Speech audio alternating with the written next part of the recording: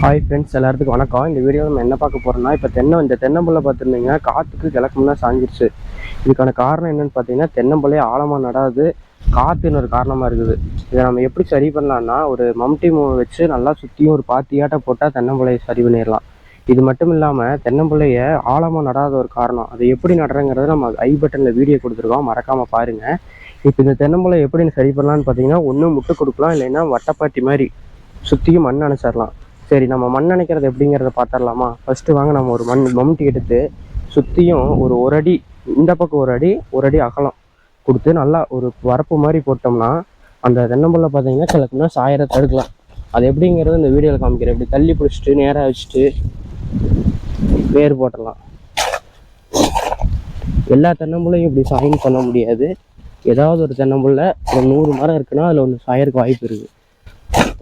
அதுக்கு ஒரு அடிங்கிற மாதிரி போட்டிங்கன்னா தென்னம்பிள்ளை சாயரை சரி பண்ணலாம். இது ஈரமாக நம்ம தண்ணி அதிகமாக பாய்க்கிறது ஒரு காரணமாக இருக்குது இப்படி சாயறதுக்கு. அதனால தண்ணி பாய்க்கும் போது அளவாக பாய்க்கணும். நம்ம ஏரியா எப்படி இருக்குது அந்த நிலைமையை பொறுத்து நம்ம பாய்க்கிறது தான் ரொம்ப நல்லது. நம்ம தென்னம்பிள்ளை பார்த்திங்கன்னா காற்று காலத்துக்காக சாஞ்சிருக்கு. இன்னொரு காரணம் நல்லா ஆழமாக நடாத ஒரு காரணம். ஏதோ ஒரு வேலையின் காரணமாக மேலால் வச்சுட்டு போயிட்டாங்க. நம்ம எப்படி தென்னம்பிள்ளை நடுறங்கிற வீடியோவை நம்ம தெளிவாக நம்ம யூடியூப் சேனலில் போட்டிருக்கோம், நீங்கள் மறக்காமல் பாருங்கள்.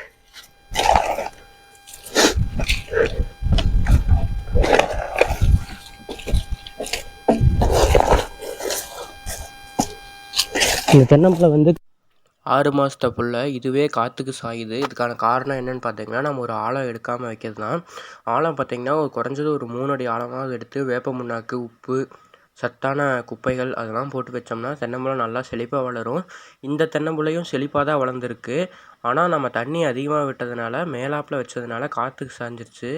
அப்போ நம்ம ஒரு வேலை செஞ்சால் உருப்படியாக பிரயோஜனமாக செய்யணும், இல்லைன்னா இப்படி தான் நடக்கும். இது பார்த்திங்கன்னா ரெட்டிப்பு வேலை, செகண்டாக ஒரு வேலை செய்கிற மாதிரி ஆச்சு. இந்த சைடில் நீங்கள் தண்ணி விட்டாலே போதும்.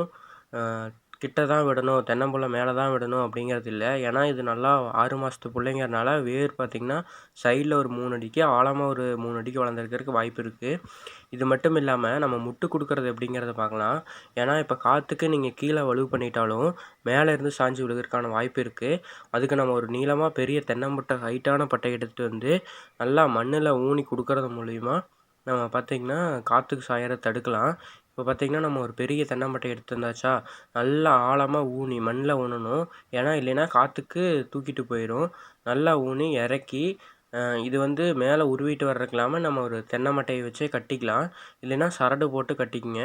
இந்த மாதிரி கட்டினீங்கன்னா நீங்கள் தென்னம்பிள்ளை சாயறதை தடுக்கலாம். நல்லா கட்டிட்டு மண் அணைச்சி விட்டிங்கன்னா தேவையில்லை. தண்ணி பார்த்திங்கன்னா நம்மளுக்கு ஈரம் இருக்குது, இன்னும் 2-3 நாளைக்கு பார்த்திங்கன்னா தண்ணி விடவே தேவையில்லை. இந்த மாதிரி நீங்கள் தென்னம்பிள்ளை சாயறதை தடுக்கலாம். நம்ம வீடியோ பிடிச்சிருந்துன்னா மிஸ்டர் சர்ச்சில் சேனலை சப்ஸ்கிரைப் பண்ணிக்கோங்க, லைக் பண்ணுங்கள், கமெண்ட் பண்ணுங்கள், ஷேர் பண்ணுங்கள், சப்ஸ்கிரைப் பண்ணுங்கள். அடுத்த வீடியோவில் பார்ப்போம். பாய் நண்பர்களே.